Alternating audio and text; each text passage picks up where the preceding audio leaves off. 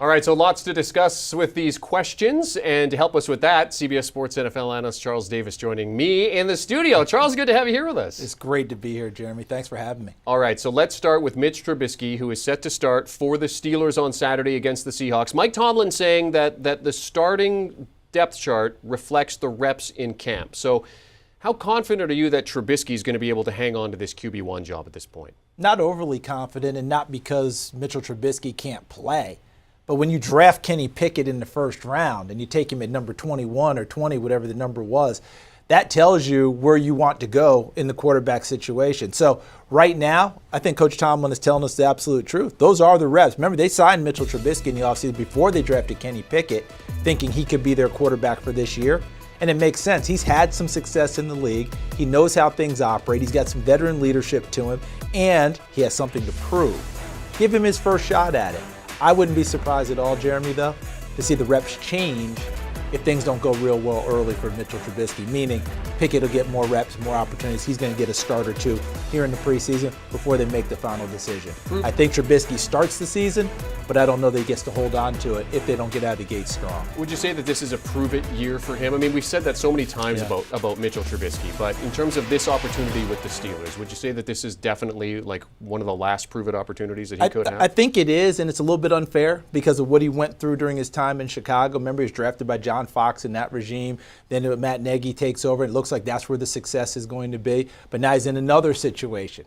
1 year, got to prove it right now. I think you hit the nail on the head. He has to. May not be fair, but the NFL is rarely fair. Yeah, the NFL's a business, right? It's not about fairness. Geno Smith set to be the starter in Seattle. Expectations, I mean, not high for this Seattle team. I think their target total is 6 wins for the year. So what are your expectations in terms of what you want to see from Geno Smith and from the Seahawks? I think Pete Carroll is saying to all of his quarterbacks, and Geno Smith's been around him the longest in Seattle, we will take care of the football. This is not a team that's built in the days of the Legion of Boom, where the defense can take care of business, shut down your errors on offense, give us opportunities. That defense has been struggling the last 2 or 3 seasons. So when you look at what Seattle has to do now, and if you're Geno Smith or Drew Lock behind him, take care of the football. Old school ball for Seattle. They want to run it like crazy. I like their interior offensive line. Austin Blythe at center and Damian Lewis and Gabe Jackson at guard. The tackles will be the deal. Charles Cross, the rookie out of Mississippi State. Can Abe Lucas, the rookie out of Washington State, win the right tackle job? If they can run the ball with Rashad Penny, Ken Walker, and then throw a big over the top to Lockett and to DK Metcalf, that'll be big for them. But if they turn the ball over like crazy, the defense can't overcome that. That's the big deal for Geno Smith. And that's going to be a tough division for them this year. To put it mildly. Yeah, to put it mildly, exactly, yeah. Our 2-time Super Bowl champion, Brian McFadden, had prove-it players that he was talking about on Friday. And at the top of his list was Chargers quarterback Justin Herbert. Now, he's in a tough AFC West. They have the same odds to win the division as the Denver Broncos, who have first year with Russell Wilson, of course. He's the QB1. Where do those Broncos, for you, stack up in terms of this very stacked division? I love when B-Max speaks because when he talks, I'm listening. And when he's saying Justin Herbert is a prove-it player for the Chargers, I think what he's talking about is prove it you can get your team to the playoffs.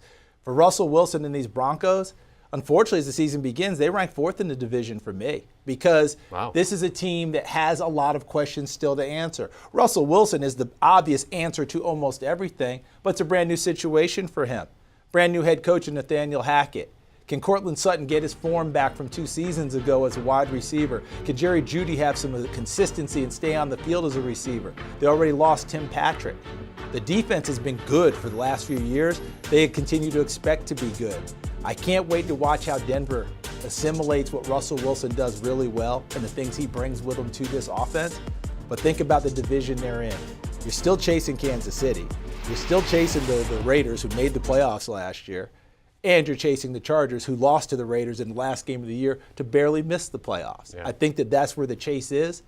But as a division with Russell Wilson, you can get right. You can do well. But as we begin right now, I have to rank them 4th. Well, you look at the odds; they're sitting 3rd in terms of the odds to win that division. So, I mean, it is a tight race, certainly in that division. Also on BMAC's list of players that needs to prove something, Tua Tagovailoa. Of course, he's got all the weapons with Miami. is there a quarterback that is more under pressure entering 2022 than Tua Tagovailoa? I don't see how. I'm racking my brain for someone just to give a different name. But I don't see how, and it doesn't just date to right now with the addition of Tyreek Hill and the Miami Dolphins changing coaches to Mike McDaniel and a new offensive system. It dates back to prior to him even joining the Miami Dolphins. Remember, Tua senior his last year at Alabama. What was the expression, which really is sensitive in the NFL now? Tank for Tua. Yep. Remember that? All that going on. He's been seen as that hope for a long time. And then Justin Herbert goes one pick behind him and has the success he has had so far in the NFL. And people going, we picked the wrong quarterback. He has to have a big year this year. The weapons are there, the new offensive system. He's healthy going into a season for the second straight year. This is his opportunity. By the way, Teron Armstead at left tackle, a huge addition because they have talent on the offensive line. Guys have just not been in the right spots. I think the addition of Armstead allows guys to go to the right positions for themselves, which means in front of Tua, a better offensive line, which gives him a chance to show his best. And certainly a guy that people are certainly in fantasy circles are talking about, Chase Edmonds, the addition of him in the running game, and the fact that he was one of the first free agents off the board when he became available. That could be big for Miami too. Pete Prisco, senior NFL writer, has said that people might be sleeping on new Colts quarterback Matt Ryan and this Colts team. They're favored to win a not-so-tough AFC South. What do you expect to see from the Colts with Ryan at the controls? Well, every year means the Colts have a brand new starting quarterback. Was it 6 straight years now? It's going to be someone different. But this is an opportunity for them to have a quarterback, I think, for 2 to 3 years.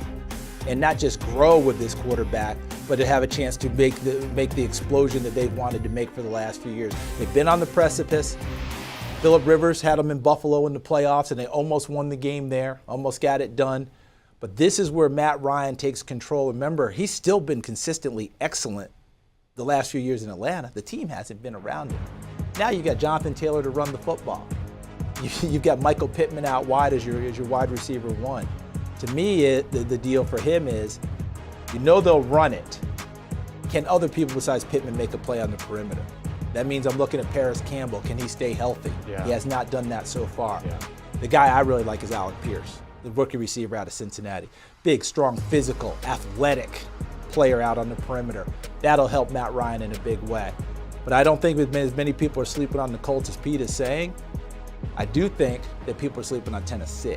Well, that's where the interesting thing's going to be. Those two actually get together and finish their season series, Jeremy, before the month of October is out. Yeah, so they'll have 2 big games early, and then we'll find out more about this division. I think by week 7 they've played each other very twice. quickly. As you take a look at the Vegas notes for the Colts, you see the win total, over under 9.5 games. So to make the playoffs, you see the odds there. To win the AFC South, they're the favorites, minus 130. But as you mentioned, the Tennessee Titans are the kings of this division. And of course, to win the AFC, plus 1,325 to 1 to win the Super Bowl. Carolina Panthers open their preseason in Washington against the Commanders on Saturday afternoon. Baker Mayfield will be handed the start over Sam Darnold. I mean, read into that whatever you like. According to The Athletic, each quarterback is expected to get 6 to 8 plays, so a 3 and out. I mean, it could mean an extra series for one or both quarterbacks, depending on how things go. Now, expectations high for this receiving core of the Panthers if Baker Mayfield is named the starter. But Charles, this is an open competition. They're alternating reps. Does Mayfield starting Saturday give you any insight into where the lean is at this point in time? Absolutely, and it's not just a lean, Jeremy. Okay, it's not just a lean. 1 foot is already in, all right? And that's only because what they're talking to us about, meaning us as the media, us as the outside group. It's not a lean. They are in. It is Baker Mayfield. Otherwise, they don't make the move for him. Right. There's no reason to make that move. You go with Sam Darnold and try and figure it out. You drafted Matt Corral, and you just want to nurse it along until he's ready to play. They went and got Baker Mayfield for a reason. One more time. It's not a lean, okay? You and I right now, I would lean in and we'd hug it out for real, all right? This is Baker Mayfield's job. It's going to be Baker Mayfield's team. I'm not even looking at anything else. Unless he gets hurt, he's starting the season for the Carolina Panthers. If things go wrong, they won't turn to Sam Darnold. They'll turn to Matt Corral, the rookie out of Ole Miss. You think so? Yeah, absolutely. Because if things are going wrong, you're not going to go with another veteran guy you've already seen. Right? Otherwise, you didn't make the move for Mayfield. Right. You're going to go to the rookie and start a new chapter. Okay. Charles Davis joining us, CBS NFL. It's a hug. It's not a lean. Discussing some of the big preseason storylines at the quarterback position. Great stuff, Charles. Good to have you along. For more from the preseason, be sure to check out the Pick Six podcast. Will Brinson, Ryan Wilson, John Breach, going over all the stories. The latest episode talking about Tom Brady taking that lead from the Bucs, and a preview for Week 1 of the preseason. Download and follow the Pick Six podcast wherever you get your preferred podcast audio. Do you want a sports network that delivers everything that matters about the game? The highlights, the picks, the instant analysis, no yelling, no fake debates, no politics. Hit the subscribe button and never miss a moment.